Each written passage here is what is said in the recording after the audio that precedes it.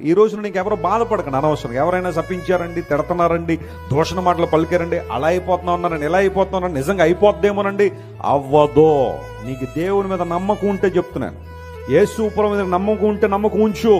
ఎవ్వరు ఎన్ని మాటలు మాట్లాడినా చెప్పండి, నీకు అవి తగలవో, ఆ మాట నిలవద్దు. హల్లెలూయా. అది జరగదు. కారణం ఏంటో తెలుసా? నీ దేవుడు నీ పక్షంగా ఉన్నాడు. దీవెన అనేది ఎక్కడి నుండి రావాలి? ఆశీర్వాదం ఎక్కడి నుంచి రావాలి? ఆయన దగ్గర నుంచి రావాలి. 2001లో నేను దేవుని సేవకు వచ్చినప్పుడు చాలా మంది అన్నారు, ఇలాంటి సేవకులను చాలా మందిని చూసాం, ఇలాంటి సేవలు చాలా మందిని చూసామన్నారు.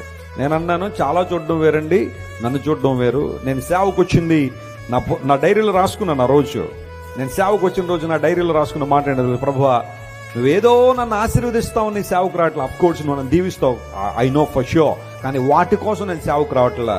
నా కొరకు సిలువలో నువ్వు చేసిన త్యాగానికి ఎంతైనా రుణం తీర్చుకోవడానికి నీ సేవ చేస్తాను ప్రభు అని ఆ రోజు డైరీలో రాసుకున్నా. ఆ రోజు నుండి ఈ రోజు వరకు నాది అదే తప్పన. దేవుని నామమున స్తోత్రం కలుగును గాక. ఏదో ఎక్స్పెక్ట్ చేసి ఎప్పుడు నేను దేవుని సేవ చేయను.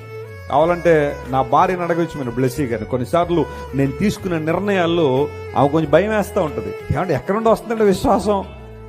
మీరు అనౌన్స్ చేస్తున్నారు, లేకపోతే ఈ కార్యం చేద్దామని అంటున్నారు, రిసోర్సెస్ ఏమో చాలా తక్కువ ఉన్నాయి, ఎట్లా అంటే, నువ్వు నా గురించి అతిశయపడాలనుకుంటే విశ్వాసం కలిగిన వాడు అతిశయపడని చెప్తాను చాలాసార్లు.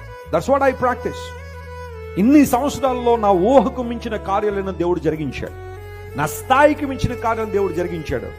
కానీ వాటన్నిటికీ దేవుని నాకున్న విశ్వాసం దేవుడు ఎప్పుడు ఒమ్ముపరచలేదు. ఆయన చేశారంతే. దర్శనం ఇచ్చిన దేవుడు వనరులు కూడా ఇస్తాడని నమ్ముతాను. హల్లెలూయా.